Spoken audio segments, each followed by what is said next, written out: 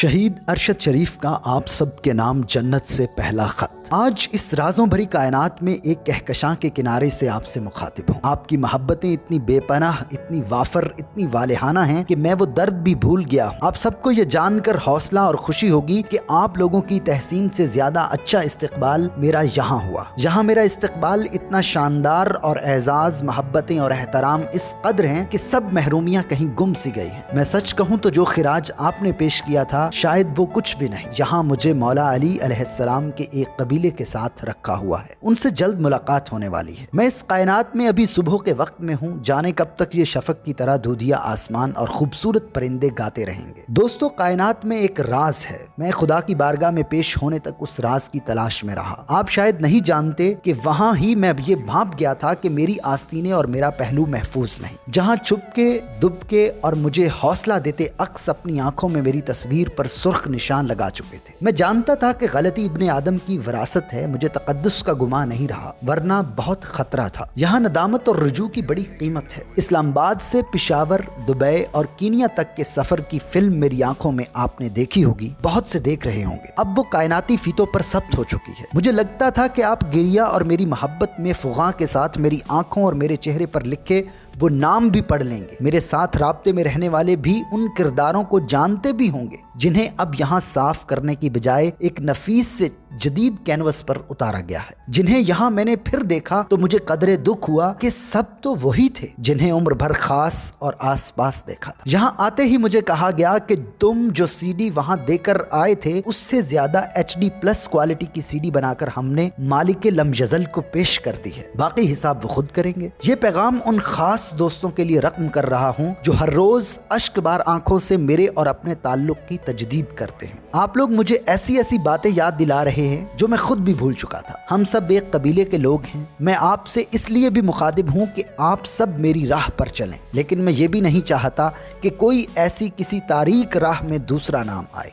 आप पर कुछ बोझ डाल रहा हूँ। ये वो बोझ है जो शायद मैं अकेला उठाकर चल रहा था। मैं आप पर आपकी बिसात से ज्यादा बोझ नहीं डाल रहा। बस इतना सा कहता हूँ कि मैं मुकालमा जहाँ तक ले आया था उसे मरने नहीं देना। कहीं मेरे सवालों का नसब मुनक़ते न कर देना। मेरा ये सवाल वो कौन था, मुझे इसका जवाब मिल चुका है। मैं चाहता हूँ आप भी कौम को बताएं वो कौन था। वो कौन था एक इस्तियारा बन गया है जो बरसों इस कारे दहर में गूंजता रहे। इस कौन के कौनो मकान जानना और कौम को बताना आप पर फर्ज है। मेरी ख्वाहिश है कि आप में से कोई तो वो फहरिस्त और वो चेहरे देखता जिनके अक्स मेरी आंखों में और मेरे चेहरे पर प्रिंट हो गए थे, लेकिन शायद आप सब मुरव्वत में उनका नाम लिखना भूल जाएं। अच्छा है, आपको चाय पैदा करने वाले मुल्क की बजाय सोना पैदा करने वाले इलाके अच्छे लगते हैं। ये खत आपकी मोहब्बतों के शुक्रिया के लिए था, लेकिन क्या करूं, मैं जिंदगी के सबसे मुश्किल और सबसे खूबसूरत दिनों को कैसे भूलूं, जिन दिनों में मुझ पे इतने राज खुले कि आपको बता दूं तो आप एक दूसरे से मुंह छुपाने लगे।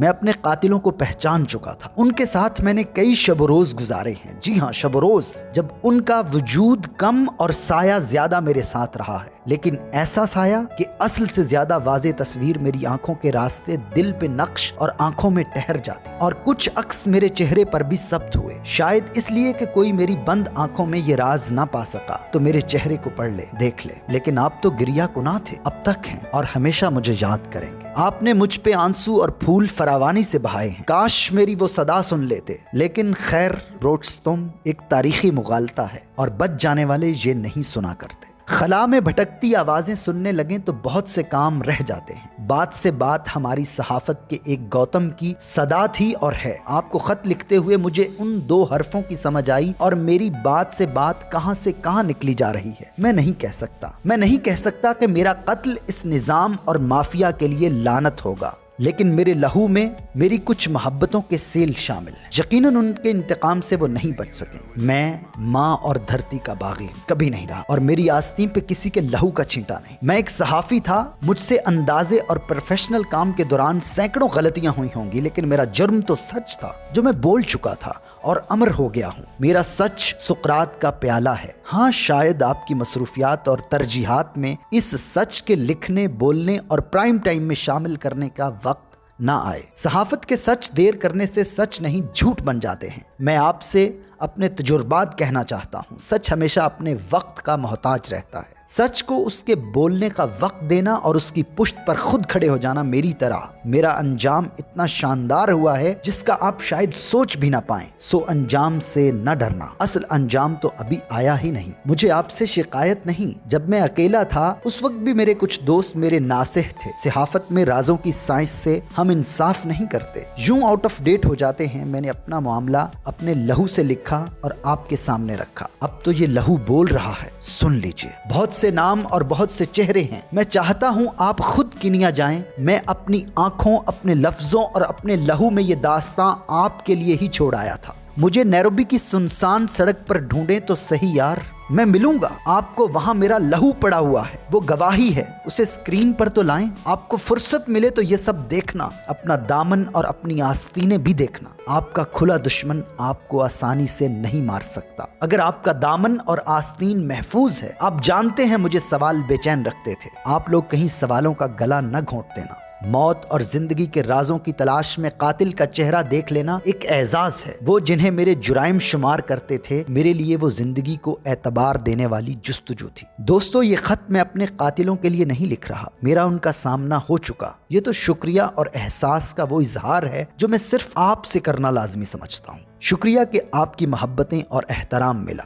یہ احترام پوری قوم نے دیا، اس کا معنی صرف یہ ہے کہ قوم سچ جاننا چاہتی ہے۔ ستم ہے کہ وہاں قاتل پہ اٹھتے سوالوں کا چہرہ نوچنے دیا جاتا ہے۔ میں اپنے سوالوں کو بچا لایا ہوں۔ وہاں طاقت کے نشے میں مست سوالوں کو زندہ نہیں رہنے دے رہے تھے۔ انسان کا مرنا اتنا خطرناک نہیں جتنا جرت و سوال کا مر جانا۔ میرے عظیم سوال کو پروپیگنڈا بنانے والے ظالم ہیں۔ سوال ایک ترازو ہے اور ترازو کے معاملے میں احتیاط کرنے والے ہی بچ پاتے ہیں، پر شرط یہ ہے کہ صحافت اور صحافی اپنے ضمیر، اپنی دھرتی اور اپنے لوگوں سے زیادہ کسی کو وفادار نہ ہو۔ اور ہاں، پھر یہ گزارش کہ موت آپ کے تعاقب میں بھی ہوتی ہے اور آستین میں بھی۔ شہید ارشد شریف، ستارہ امتیاز۔ سارے بھائی جو ہے نا اپنی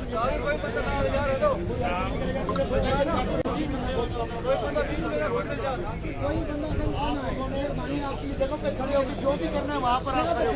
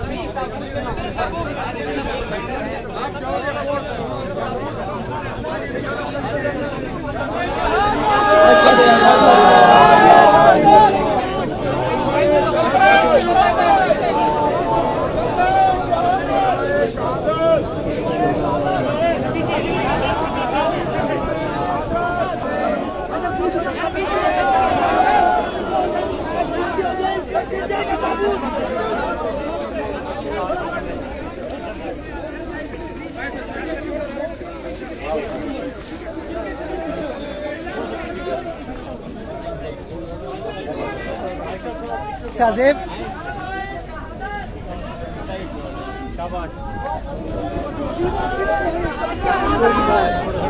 پیچھے والے آگے آگے یہ جگہ خالی کرائیں، تھوڑا پیچھے